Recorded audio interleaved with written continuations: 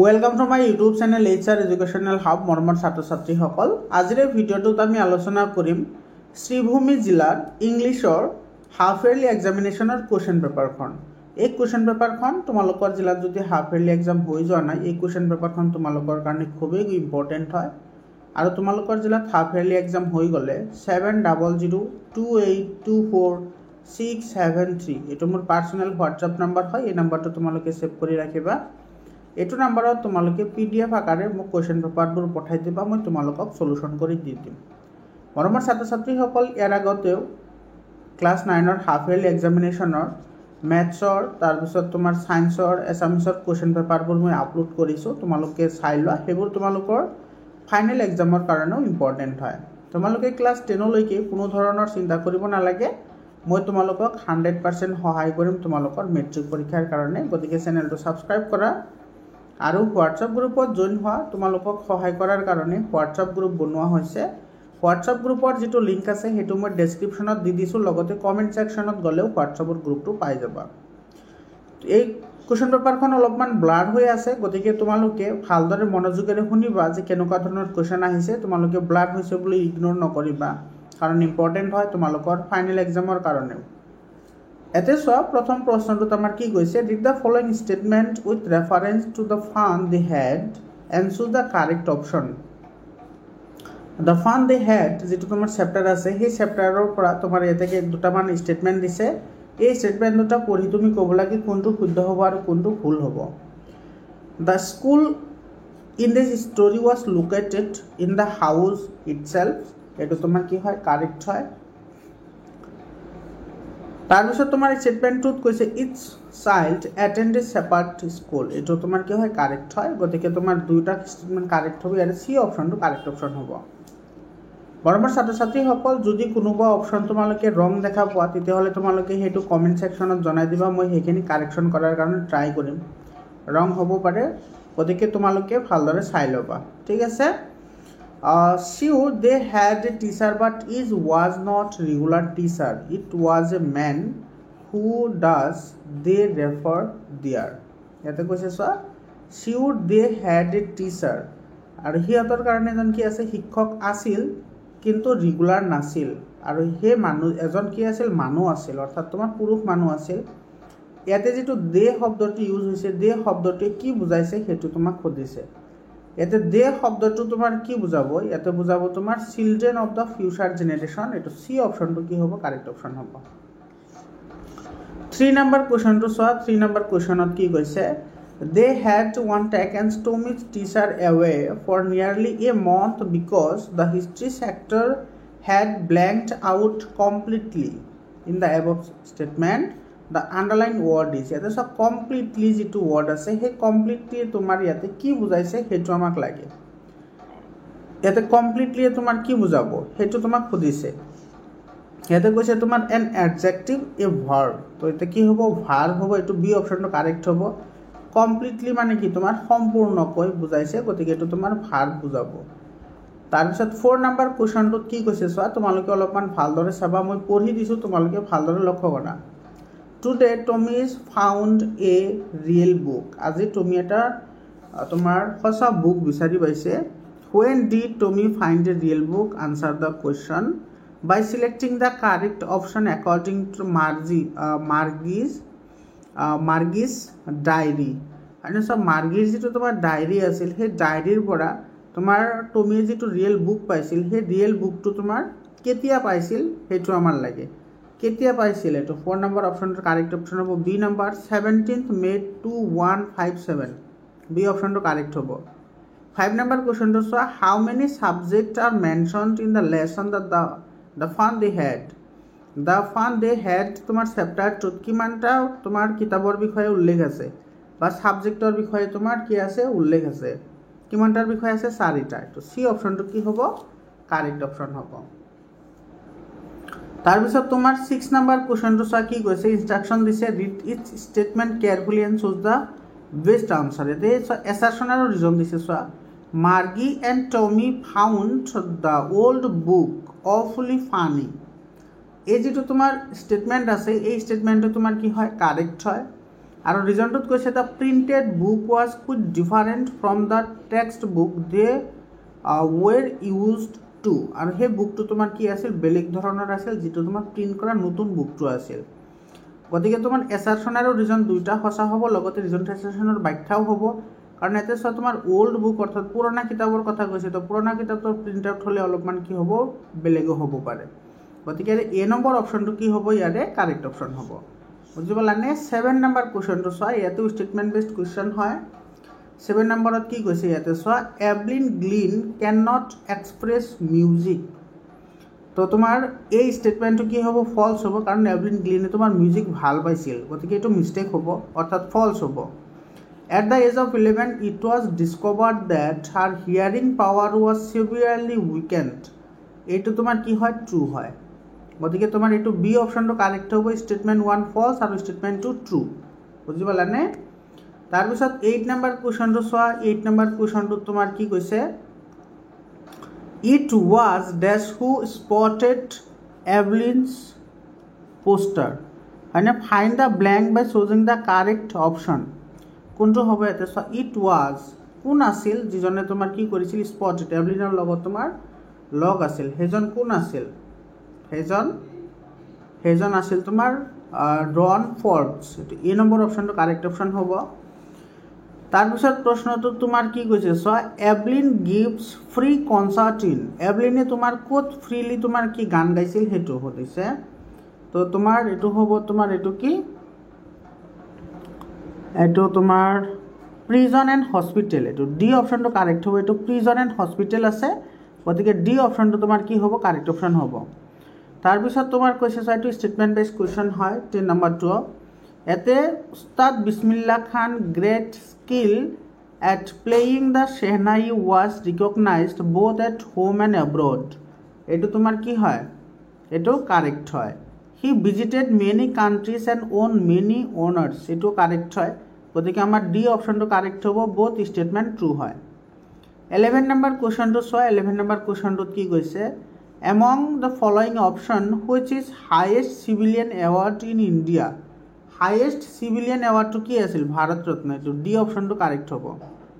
12 নম্বৰ চোৱা, on August 15, 1947 which raga was played by Bismillah Khan from the Red Fort, মানে আমাৰ স্বাধীনতা দিৱসৰ সময়ত তোমাৰ কোনটো ৰাগ বজাইছিল, বিছমিল্লা খানৰ দ্বাৰা সেইটো বজোৱা হৈছিল, সেইটো হৈছে তোমাৰ ৰাগ কফি। এইটো চি অপশ্যনটো কি হ'ব, কাৰেক্ট অপশ্যন হ'ব। তাৰপিছত মাই চাইল্ডহুডৰ পৰা তোমাৰ এটা কুৱেশ্যন দিছে চোৱা, 30 নম্বৰ, এইটো ষ্টেটমেণ্ট বেছড কুৱেশ্যন হয়। এইটো তোমাৰ কি কৈছে চোৱা, ইয়াতে কালামছ পেৰেণ্ট ৱেৰ নেইদাৰ মাছ এডুকেটেড নৰ ৰিচ, কালামৰ মাক দেউতাক তোমাৰ ধনীও নাছিল, শিক্ষিতও নাছিল। তো তোমাৰ এইটোৰ ষ্টেটমেণ্ট তোমাৰ এইটো কি হ'ব, ট্ৰু হ'ব, হয়নে? দে ৱেৰ জেনেৰাছ এণ্ড কাইণ্ড, আৰু সিহঁতে তোমাৰ বহুতে প্ৰডাক্টিভ আছিল আৰু কি আছিল, বহুত দয়ালু আছিল, এইটো সঁচা হয়। গতিকে দুয়োটা ট্ৰু হ'ব, এইটো চি অপশ্যনটো কি হ'ব, কাৰেক্ট অপশ্যন হ'ব। Kalam earned the first wage of his life by helping his cousin in new work of catching bundles of newspaper thrown from the moving train. গতিকে এইটো তোমাৰ এ নম্বৰ অপশ্যনটো কি হ'ব, কাৰেক্ট অপশ্যন হ'ব। তেওঁ তোমাৰ কি কৰিছিল, যিবোৰ তোমাৰ ৰেল ষ্টেচন আছিল সেইবোৰক পেপাৰ কি কৰিছিল, দলিয়াই দলিয়াই বিক্ৰী কৰিছিল, এইটো। তাৰপিছত তোমাৰ 15 নম্বৰ কুৱেশ্যনটো চোৱা, 15 নম্বৰ কুৱেশ্যনত তোমাৰ কি কৈছে, a new teacher came to Kalam's school when he was in the standard at the Rameswaram elementary school, মানে ৰামেশ্বৰম এলিমেণ্টেৰী স্কুলত যেতিয়া তোমাৰ কালামৰ এটা নতুন টিচাৰ আহিছিল, তেতিয়া কালামে কোনটো ক্লাছত পঢ়ি আছিল সেইটো আমাক সুধিছে, তেতিয়া 5th ক্লাছত পঢ়ি আছিল, এইটো বি অপশ্যনটো কাৰেক্ট অপশ্যন হ'ব। 16 নম্বৰ কুৱেশ্যনটো চোৱা, 16 নম্বৰ কুৱেশ্যনত কি কৈছে, Kalam's head teacher told new teacher to either apologise or to leave the school and the city. তো এইটো এপলজাইজ যিটো ৱৰ্ড আছে সেইটোৰ মিনিং কি বুজাইছে সেইটো আমাৰ লাগে। এপলজাইজ মানে কি, এপলজাইজ মানে হৈছে তোমাৰ পাৰ্ডন কৰা, হয়নে? এইটো পাৰ্ডন বিচৰা, এইটো তোমাৰ বি অপশ্যনটো কাৰেক্ট অপশ্যন হ'ব, মানে ক্ষমা বিচৰা, পাৰ্ডন বিচৰা। 17 নম্বৰ কুৱেশ্যনটো চোৱা, ষ্টেটমেণ্ট বেছড কুৱেশ্যন হয়। 17 নম্বৰটো ষ্টেটমেণ্ট বেছড কুৱেশ্যন হয়। ইয়াতে কৈছে তোমাৰ Kalam's inherited honesty and self discipline from his father. এটা তোমার কি হয়? কারেক্ট হয়। Kalam's inherited faith in goodness and deep kindness from his mother. এটা তোমার কি হয়? কারেক্ট হয়। গতিকে দুইটা কারেক্ট হব, আমার দুইটা স্টেটমেন্ট কি হব? কারেক্ট হব। গতিকে এইটো চোৱা আমাৰ ডি অপশনত আছে both statement 1 and 2 R true. বুঝি পালানে? 18 নম্বৰ কুৱেশ্যনটো চোৱা। 18 নম্বৰ কুৱেশ্যন এইটো মিলাবলৈ দিছে চোৱা। এইটো এ হেল্পিং হ্যান্ড, এইটো তোমাৰ কি কৈছে? এ হেল্পিং হ্যান্ড, যেটো হেল্পিং হ্যান্ড আছে এইটো তোমাৰ কি হয়? Begin suddenly in a violent way. A helping hand এইটো নহ'ব। কুড নট স্টমাক আৰু দিছে তোমাৰ ফিগাৰ্স অফ অথৰিটি আৰু ব্ৰোক আউট। এইকেইটা তুমি মিলাব লাগে। তো এইটো তুমি যদি মিলোৱা তেতিয়াহ'লে তোমাৰ কি হ'ব? এইটো 1 নম্বৰটো এ নম্বৰটো 1ৰ লগত মিলিব, বি নম্বৰটো 2ৰ লগত মিলিব, চি নম্বৰটো 3ৰ লগত মিলিব আৰু ডি নম্বৰটো তোমাৰ 4ত মিলিব। গতিকে এইটো আমাৰ ডি অপশ্যনটো কাৰেক্ট হ'ব। তথাপি তোমালোকে এবাৰ চাই ল'বাচোন বাৰু এইখিনি। তাৰপিছত তোমাৰ 19 নম্বৰ কুৱেশ্যন হয় এছাৰশ্যন ৰিজনিঙৰ প্ৰশ্ন হয়। এছাৰশ্যন ৰিজনিঙৰ প্ৰশ্ন দিছে ইয়াতে, the speaker choose the second over the first one. এইটো কাৰেক্ট হয়। আৰু তোমাৰ ৰিজনত কৈছে for him the second road was better, it was grassy and wanted wear. গতিকে এইটো তোমাৰ কি হয়? কাৰেক্ট হয়। গতিকে আমাৰ চি অপশ্যনটো কাৰেক্ট হ'ব। Both A and R, true and R is the correct explanation of A. C অপশ্যনটো কাৰেক্ট অপশ্যন হ'ব। 20 নম্বৰ কুৱেশ্যনটোত কি কৈছে চোৱা। What does the poem the road not taken speak about. তোমাৰ এইটোৱে দ্য ৰোড নট টেকেন যিটো তোমাৰ কি আছে পয়েম আছে, সেইটোৱে তোমাৰ কাৰ বিষয়ে কয়? সেইটো লাগে আমাৰ। কাৰ বিষয়ে কয়? সেইটো তোমাৰ কয় এইটো তোমাৰ কয়, এইটো তোমাৰ চোৱা, এইটো এবাউট দ্য, এইটো চইচেছ মেড বাই পিপল। আচ্ছা, চইচেছ মেড বাই পিপল হয়নে? তাৰমানে মানুহে যি বিচাৰে তাকে কৰিব পাৰে। 21 নম্বৰ কুৱেশ্যনটোত চোৱা কি কৈছে। The road diverse in a yellow wood. হয়নে? এইটো চোৱা ডাইভাৰ্ছ আছে, ডাইভাৰ্ছ। এতিয়া সেই ডাইভাৰ্ছ ৱৰ্ডটোৰ মিনিং কি? ডাইভাৰ্ছ যিটো আছে ডাইভাৰ্ছ, এইটো ডাইভাৰ্ছ হয়। ডাইভাৰ্ছ ৱৰ্ডটোৰ তোমাৰ কি বুজিছে? কি সুধিছে? মিনিং সুধিছে। তো ডাইভাৰ্ছ ৱৰ্ডৰ তোমাৰ মিনিংটো হৈছে তোমাৰ to be separated and taking a different turn. এইটো এ নম্বৰ অপশ্যনটো কাৰেক্ট অপশ্যন হ'ব। তাৰপিছত তোমাৰ চোৱা ইয়াতে তোমাৰ পঢ়িবলৈ দিছে আৰু এইটো শুদ্ধকৈ তোমাৰ কি কৰিবলৈ দিছে? এনচাৰ কৰিবলৈ দিছে। I shall be telling this with a sigh somewhere edges and edges hence two roads diverged in a wood and I took one less traveled by and that was made all the difference. What is the tone of the poet in the stanza?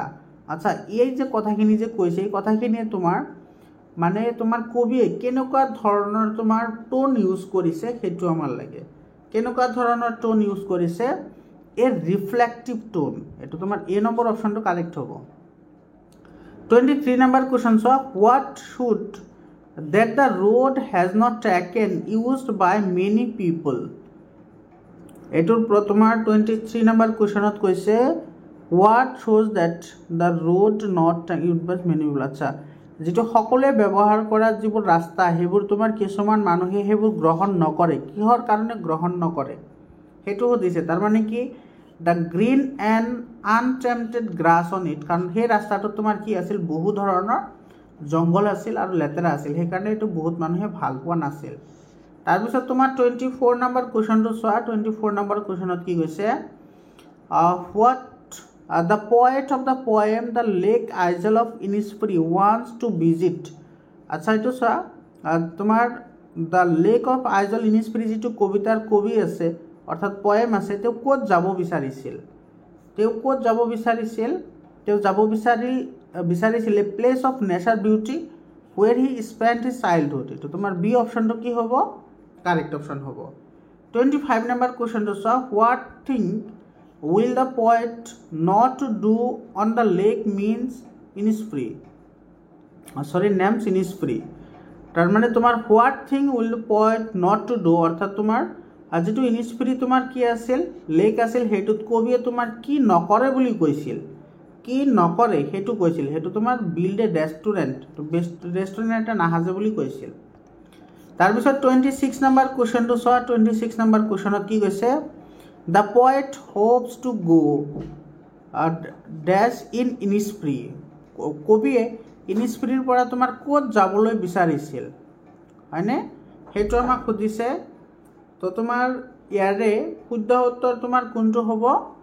এইটো friends, এইটো friend হয়, এইটো friend হয়, friends হ'ব। এইটো তোমাৰ B অপশ্যনটো correct হ'ব। 27 নম্বৰটো এছাৰশ্যন আৰু ৰিজনিঙৰ কুৱেশ্যন হয়। ইয়াতে কৈছে দ্য স্পীকাৰ লগিং to go to a place called Innisfree and whereas to lead a life in the mode of nature, সেইটোৱে আছে তোমাৰ ইয়াতে। তো এইটো তোমাৰ কি হয়? কাৰেক্ট হয়। The speaker was fed up with the hardship of the city life, এইটো তোমাৰ কি হয়? কাৰেক্ট হয়। গতিকে তোমাৰ এইটো চি অপশ্যনটো কাৰেক্ট হ'ব। দুইটা আমাৰ কি হ'ব? শুদ্ধ হ'ব। 28 নম্বৰ কুৱেশ্যনটো চোৱা। 28 নম্বৰ কুৱেশ্যনত কি কৈছে ইয়াতে, in the poem a legend of the Northland, এইটো চেইণ্ট পেট্ৰ বেকবৰ্ন become angry due to the humans কি আছিল? চেলফিছনেছ আছিল। এইটো তোমাৰ বি অপশ্যনটো কাৰেক্ট অপশ্যন হ'ব। মানে তোমাৰ এই লিজেণ্ড দ্য নৰ্থলেণ্ড, যিটো নৰ্থলেণ্ডৰ যিটো তোমাৰ লিজেণ্ড আছিল, তেওঁ কবিতাটোত তোমাৰ কি কৈছে? সেইটো তোমাৰ পয়েট চেণ্ট পিটাৰ অৰ্থাৎ কবিজন তোমাৰ কি হৈছিল? খঙাল হৈছিল। কিহৰ কাৰণে? কাৰণ মহিলাজনী তোমাৰ কি আছিল? স্বাৰ্থলোভী আছিল, সেইকাৰণে। 29 নম্বৰ কুৱেশ্যনটো চোৱা। 29 নম্বৰ কুৱেশ্যনত তোমাৰ কি কৈছে, the old men was changed into, বুঢ়া মানুহজন কিহলৈ পৰিৱৰ্তন হৈছিল? বুঢ়া মানুহজন এইটো চোৱা, এইটো তোমাৰ কিহলৈ পৰিৱৰ্তন কৰা হৈছিল? এইটো উড পিকাৰলৈ পৰিৱৰ্তন কৰিছিল বা পৰিৱৰ্তন হৈছিল। তো এইটো তোমাৰ ডি অপশ্যনটো কাৰেক্ট হ'ব। 30 নম্বৰ চোৱা। হোৱাট কাৰ্ছ ডিড চেণ্ট পেটৰ pronouns on the selfish women, হয়, এইটো pronouns on the selfish women, অৰ্থাৎ তোমাৰ কবিয়ে চেলফিছ ওমেনৰ ওপৰত কি মন্তব্য কৰিছিল সেইটো আমাৰ লাগে। সেইটো কি মন্তব্য কৰিছিল? যে she shall break her dry wood for her scanty food, তো তোমাৰ বি অপশ্যনটো কাৰেক্ট হ'ব। 31 নম্বৰ কুৱেশ্যনটোত কি কৈছে চোৱা। How does the poem a legend of the Northlands ending with the women's transformation effect the reader. আচ্ছা, তোমাৰ এই কবিতাটোত ৰিডাৰৰ মনত অৰ্থাৎ পঢ়ুৱাসকলৰ মনত কি ধৰণৰ পৰিৱৰ্তন আনিব সেই মহিলাগৰাকীৰ বিষয়ে আৰু তোমাৰ সেই কবিজনৰ বিষয়ৰ মাজত যিটো কথোপকথন হৈছিল সেইটোৰ বিষয়ে কি ক'ব সেইটো আমাক সুধিছে। তো আমি ক'ম যে it leaves the road feeling satisfied that justice has been solved, এইটো এ নম্বৰ অপশ্যনটো কাৰেক্ট হ'ব। 32 নম্বৰটো তোমাৰ ষ্টেটমেণ্ট বেছড কুৱেশ্যন হয়। ইয়াতে তোমাৰ কি কৈছে চোৱা। Abul Kalam childhood was marked by a source secure environment both mentally and economically, এইটো তোমাৰ কি হয়? এইটো তোমাৰ ট্ৰু হয়। আৰু Kalam earned his first wage by distributing news paper during the war, এইটো কাৰেক্ট হয়। গতিকে তোমাৰ চি অপশ্যনটো কি হ'ব? কাৰেক্ট অপশ্যন হ'ব। 33 নম্বৰ কুৱেশ্যনটো চোৱা। 33 নম্বৰ কুৱেশ্যনটোত তোমাৰ কি কৈছে ইয়াতে? এছাৰশ্যন আৰু ৰিজনিঙৰ কুৱেশ্যন কৈছে। Wild animals like Toto are not suitable pets, wild animal like Toto, সেইটো তোমাৰ কি নহয়? পোহনীয়ৰ কাৰণে ভাল নহয়। গতিকে এইটো তোমাৰ কি হয়? কাৰেক্ট হয়।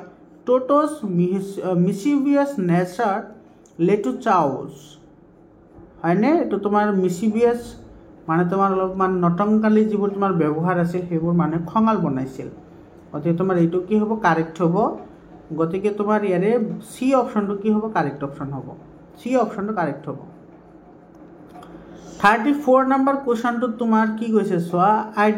Initially the presence of Toto was kept as a secret. আচ্ছা, প্ৰাথমিক অৱস্থাত টোটোক তোমাৰ লুকাই ৰখা হৈছিল। কিহৰ কাৰণে? কিহৰ কাৰণে লুকাই ৰখা হৈছিল? এইটো অল দ্য অথৰ্ছ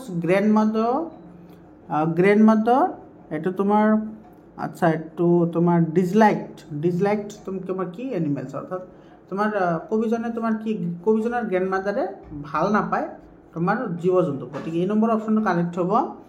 টোটো প্ৰুভড টু আদাৰ এনিমেল, টোটোৱে কি প্ৰমাণ কৰিছিল আমাৰ সেইটো লাগে, টোটো প্ৰমাণ কৰিছিল এইটো ট্ৰাবলছাম, এইটো ডি অপশ্যনটো কি হ'ব কাৰেক্ট অপশ্যন হ'ব। হাউ ৱাজ টোটো টেকেন টু সাহাৰানপুৰ, সাহাৰানপুৰত তোমাক টোটোক কেনেকৈ লৈ যোৱা হৈছিল সেইটো আমাক সুধিছে, কেনেকৈ লৈ গৈছিল, ইন এ কেনভাছ কিট বেগ, এইটো বেগৰ ভিতৰত তোমাৰ ডি অপশ্যনটো কি হ'ব কাৰেক্ট অপশ্যন হ'ব।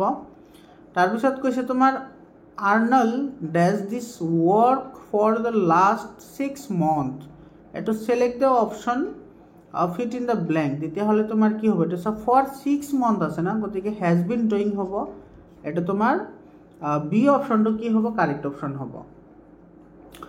38 নম্বৰ কুৱেশ্যনত কৈছে the train left the station at 7 PM, so' the correct option ask question using when, আচ্ছা হুৱেন ব্যৱহাৰ কৰি তুমি কি কৰিব লাগে, আস্ক কুৱেশ্যন এইটোৰ বনাব লাগে, তেতিয়াহ'লে কি হ'ব, when does the train leave the station, এইটো এই নম্বৰ অপশ্যনটোৱে কাৰেক্ট হ'ব।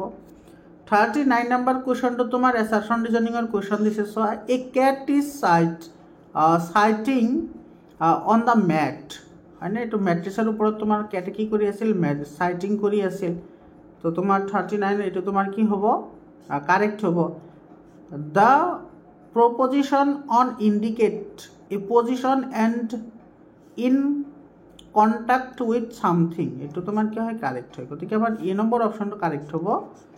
40 নম্বৰ কুৱেশ্যনটো চোৱা কি কৈছে, বয়, এইটো তোমাৰ আচ্ছা বয় ৱাজ ডেট, এইবোৰ তোমাৰ জাম্বলিং ৱৰ্ড হয়, এইটো জাম্বলিং ৱৰ্ড হয়, এইটো তোমাৰ কোনটো অপশ্যন কাৰেক্ট হ'ব সেইটো দিছে, চোৱা এইটো জাম্বলিং ৱৰ্ড হয়, এইটো তোমাৰ কি হ'ব জাম্বলিং ৱৰ্ড হ'লে উই ন' date he is a good boy, এইটো তোমাৰ ডি অপশ্যনটো কাৰেক্ট হ'ব, উই ন' date he is a good boy. তাৰপিছত তোমাৰ চোৱা ইয়াতে তোমাৰ এইটো 41 পৰা 45 পেৰাগ্ৰাফটো তোমালোকে পঢ়িব লাগে, পেৰাগ্ৰাফটো তোমালোকে স্ক্ৰীনশ্বট মাৰি ৰাখা, তোমালোকে পঢ়ি ল'বা, মই কেৱল কুৱেশ্যনটো কৈ দিওঁ, ঠিক আছে। ইয়াতে find the correct statement from the following, তলত কোনটো শুদ্ধ হয় সেইটো আমাৰ লাগে, তো তোমাৰ ইয়াৰে এ নম্বৰ অপশ্যনটো কাৰেক্ট হ'ব, the king cobra the most notorious snake, এইটো তোমাৰ। 42 নম্বৰ কুৱেশ্যনটোত চোৱা কি কৈছে, the colour of the African cobra, এইটো ব্লেক হয়, চি অপশ্যনটো কাৰেক্ট হ'ব। 43 নম্বৰ চোৱা দ্য সাইনোনাইম অফ পয়জনাছ, আচ্ছা পয়জনাছৰ সাইনোনাইমছ কি হ'ব, পয়জনাছৰ সাইনোনাইমছ হ'ব সাইনোনাইমছ পয়জনাছ হ'লে তোমাৰ কি হ'ব ভেনমাছ, এইটো তোমাৰ এই নম্বৰ অপশ্যনটো কাৰেক্ট হয়। 44 number the length of king cobra sometimes reaches two, আচ্ছা কিং কোব্ৰাৰ দৈৰ্ঘ্য কেতিয়াবা কেতিয়াবা কিমান পৰ্যন্ত হ'ব পাৰে, কেতিয়াবা কেতিয়াবা তোমাৰ 5 মিটাৰ পৰ্যন্ত হ'ব পাৰে, চি অপশ্যনটো কাৰেক্ট হয়। আৰু 45 নম্বৰ কুৱেশ্যনটো চোৱা which species of cobra is the shortest in length, আচ্ছা কোনটো প্ৰজাতিৰ কোব্ৰা আটাইতকৈ সৰু হয়, তো ইয়াৰে তোমাৰ অপশ্যনটো হ'ব তোমাৰ ডি অপশ্যনটো the Indian king cobra, the Indian cobra. মৰমৰ ছাত্ৰ ছাত্ৰীসকলে এই কুৱেশ্যনটো তোমাৰ ছল্ভ আউট কৰোঁতে বহুতেই প্ৰব্লেম হৈছে, কাৰণ তোমালোকে দেখিবই পাৰিছা লাহে লাহে পঢ়িব লগা হৈছে, তো তোমালোকে এটা লাইক কৰিবা আৰু তোমালোকে শ্বেয়াৰ কৰিবা, লগতে তোমালোকে কিন্তু হোৱাটছআপ গ্ৰুপত জইন হ'বলৈ নাপাহৰিবা। তোমালোকক ফাইনেল পৰীক্ষালৈ তোমালোকৰ যিটো 9ৰ ফাইনেল এক্সাম হ'ব, এক্সামৰ আগতে তোমালোকক মই 100% প্ৰিপাৰেশ্যন কৰাম, তাৰ লগতে তোমালোকক ক্লাছ 10লৈকে মই 100% প্ৰিপাৰেশ্যন কৰাম, গতিকে তোমালোকে চিন্তা কৰাৰ কোনো দৰকাৰ নাই। মৰমৰ ছাত্ৰ ছাত্ৰীসকল, তাৰপিছত চোৱা ইয়াতে যিবোৰ লং কুৱেশ্যন আহিছে, লং কুৱেশ্যনকেইটা তোমালোকে প্ৰেক্টিছ কৰিব পাৰা, ইম্পৰ্টেণ্ট হয়, এইবোৰ কুৱেশ্যনৰ পৰাও তোমালোকৰ কুৱেশ্যন আহিব। তোমাৰ এই এম্প্লিফিকেশ্যন আহিছে, এইবোৰ বহুত ইম্পৰ্টেণ্ট এম্প্লিফিকেশ্যন হয়, এইবোৰ ক্লাছ 10তো লাগিব এম্প্লিফিকেশ্যন, ঠিক আছে। মৰমৰ ছাত্ৰ ছাত্ৰীসকল, তোমালোকৰ সকলোৰে এক্সাম যাতে ভালেই হয় তাৰে কামনা কৰি আজিৰ ভিডিঅ'টো এইখিনিতে সামৰণি মাৰিছোঁ, ধন্যবাদ।